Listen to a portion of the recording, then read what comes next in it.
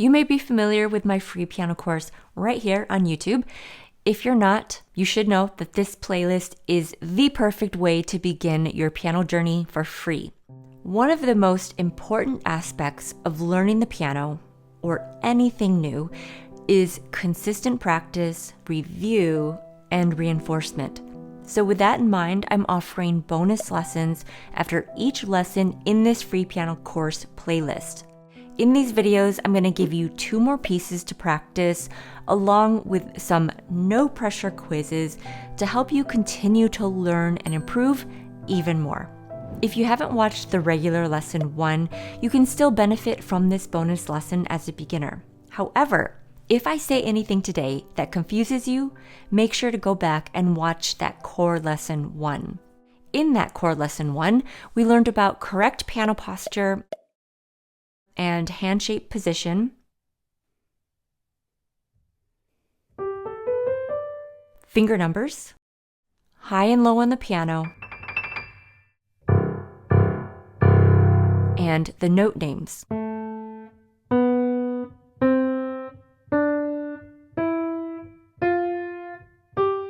And we also learned how to play Happy Birthday. Today, we're going to quickly review everything that we covered and learn 2 brand new pieces. Finger numbers, 1, 2, 3, 4, 5. 1, 2, 3, 4, 5. Thumbs are always 1. Note names, they come from the musical alphabet starting with A. And then as you go higher, you just go through the alphabet. A, B, C, D, E, F, G. And then what happens after G? Go back to A. And it just continues all the way up. It's good practice to try to say and play the note names backwards as well. So G, F, E, D, C, B, A. The piano, if you have a full 88 key keyboard, it starts with A and it ends with C. And we'll learn about what the black key names are later. Like I said in the core lesson 1, it's essential that you memorize these 7 note names and be able to find them on the piano very quickly. When you begin to learn how to read music, knowing your note names on the piano will make your life so much easier. Now, the key is to not associate the note names with a starting point. For example, lots of beginning students can only find a G if they first start on a C and then take the time to count up. So how can you memorize these notes? By using the black keys as your guide. Because every white key note on the piano maintains the same position throughout the whole keyboard by the black keys. So a C is always to the left of the 2 black keys. F is always to the left of the 3 black keys. So this is what you hold on to when memorizing where the notes are on the piano. You can study by making some simple flashcards. You could write 3 A's, 3 B's, 3 C's, and so on, all the way up to G, fold them, and then put them in a hat. Then pick a card and look at the letter name and play that note on the piano as quickly as you can. This is level 1. Level 2 of this drill is to write several random notes on a flashcard in a row, like A, C, G, B, F, E, D, A, C. Make up any combination that you want and play each of those combos on the piano. Let's do a short quiz to test your ability to recall note names and your finger numbers.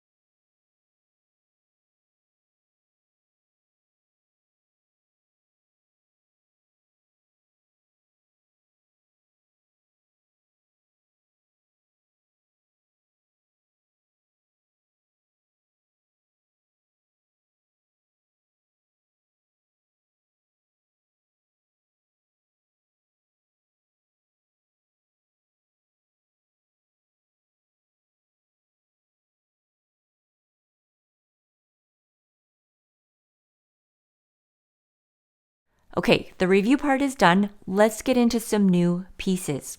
We haven't talked about note values yet. That's okay. Note values is just how long you hold each note. I'll demonstrate the note names, the finger numbers, all that, and I just want you to listen to determine the rhythm and the pulse. The first piece is a Russian folk song that I'll teach you completely by rote, which means all you have to do is copy me. There are 2 levels of this piece. Level 1 is playing one note at a time, and then in level 2, we'll add some harmonic jabs.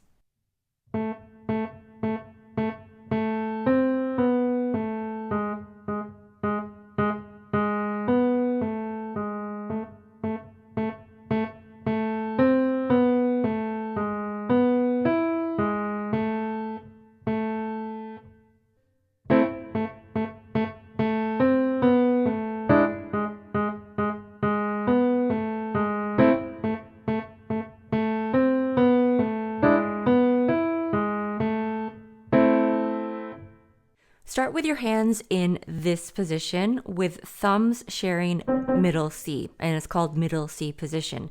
Now, they don't need to be right next to each other, side by side. You can stagger them, or you may decide to kind of hover a thumb above the other. Just stay relaxed. Don't tense it into a certain position. If you're on a full keyboard, middle C is going to be the 4th C from the bottom. 1, 2, 3, 4, middle C. All the fingers are going to be placed on white keys, except for your left hand, finger 4. Bring it up a little bit to that black key. All the notes in your hand position are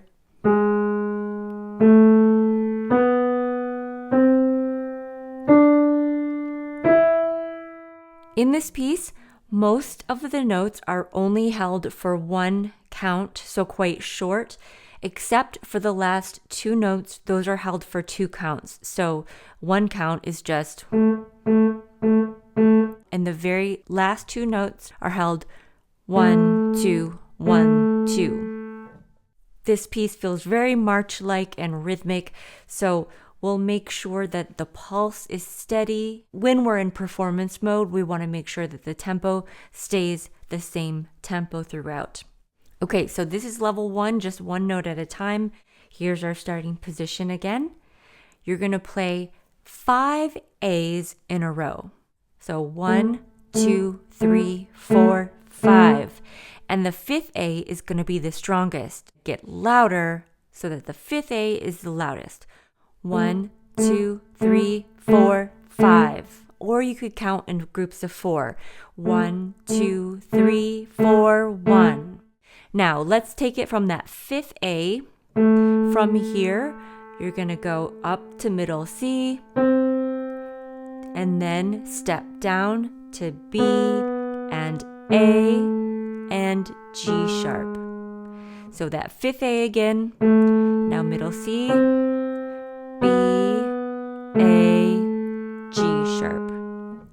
Let's put that together. 5 A's, skip up to middle C, and then go back down. So 1, 2, 3, 4, 5, C, B, A, G sharp, or that black key. Now, once you get to the black key, you're going to play that for 5 times, or again, you can count in groups of 4. 1, 2, 3, 4, 1. So 5 A's, up to C, back down all the way to G sharp, 5 G sharps.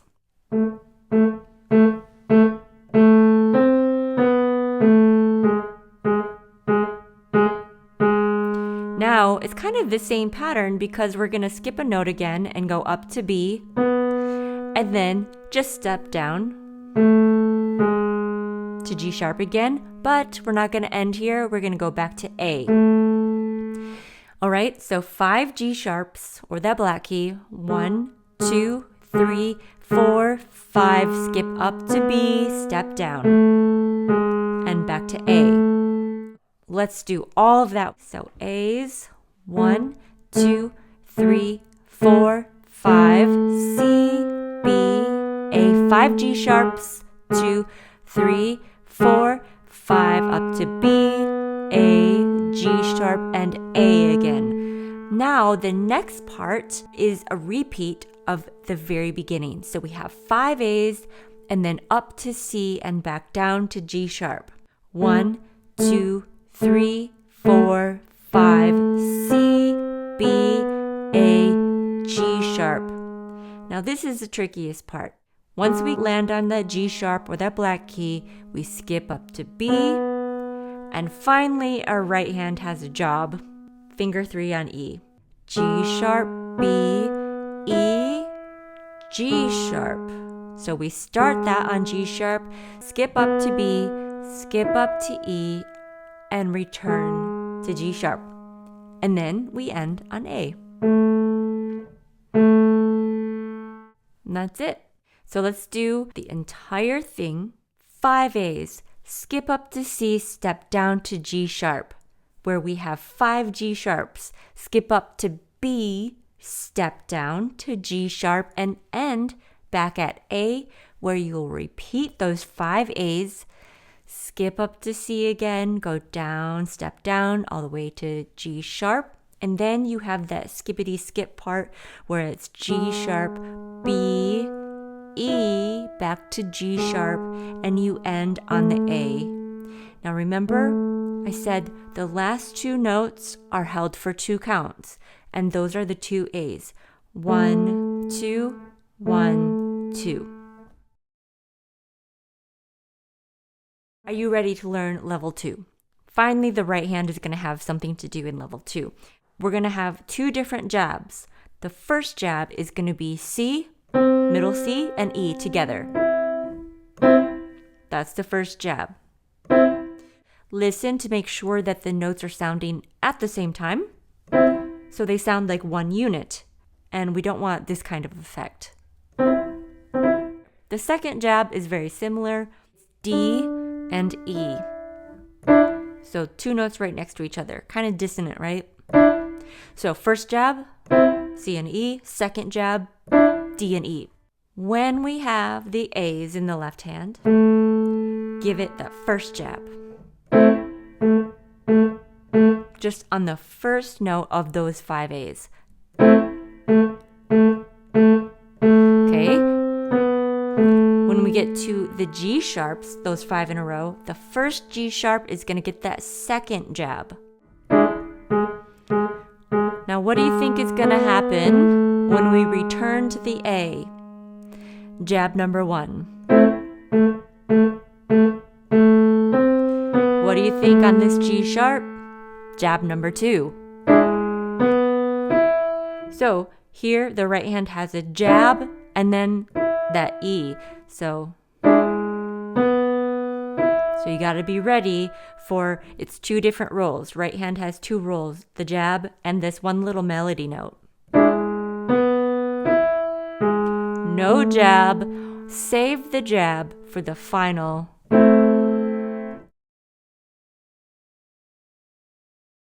One last really quick note. We're not going to dive too deep into technique today, but I do want you to notice something. When I play all of these repeated notes, I'm not playing with a stiff wrist. I'm not playing... It looks very weird, right? You can tell something is off. My wrist is very flexible. It's almost like I have a screw, a hinge point here at my wrist that I use a lot. I play and my wrist lifts a little bit.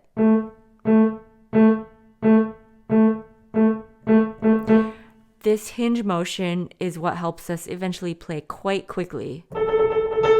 The second piece is also a Russian tune that I've arranged to make it just a little bit simpler for you.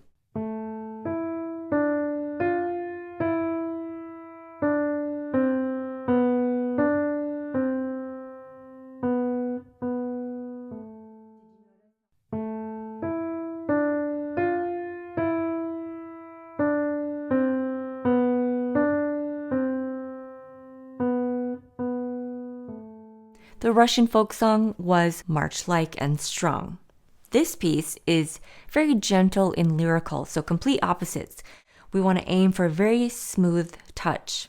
Again, most of the notes are played for 1 count each, but when a note is supposed to be held for 2 counts, I marked that with a circle around that note name in the free PDF.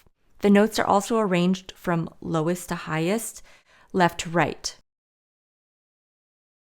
The lower the note is on the piano, so to the left, the lower on the page it'll be. The hand position is included, but feel free to experiment and maybe go higher on the piano to get a more delicate sound. Here's our position. 3 is going to start on A, and then finger 2 in the right hand is going to start on E above that.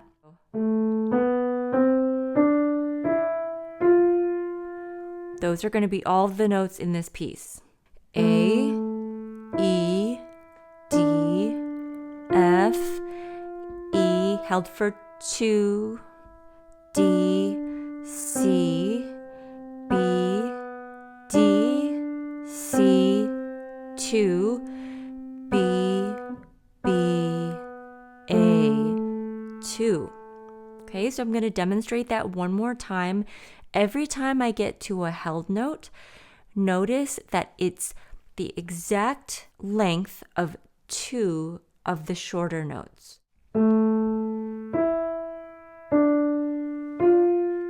1, 2.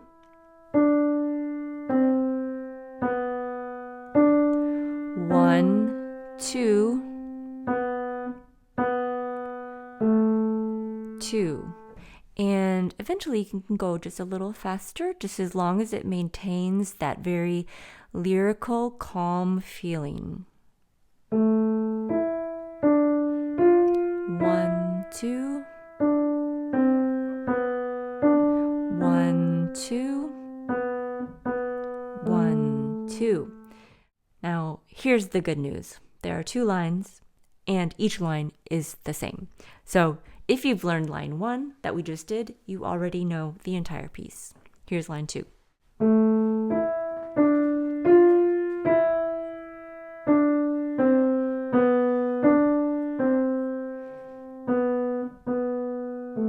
Did you notice how I ended quietly? Oftentimes at the ends of pieces, it makes sense to kind of wind it down, especially when it's a quieter piece like this. So at the very end,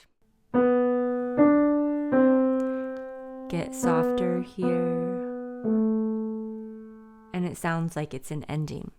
Whereas the Russian folk song was very bouncy, this one, I'm connecting all of the notes so it sounds like one long connected line, like all the notes are connected with a string.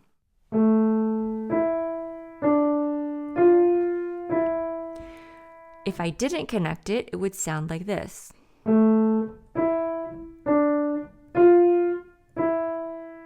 It changes it, right? So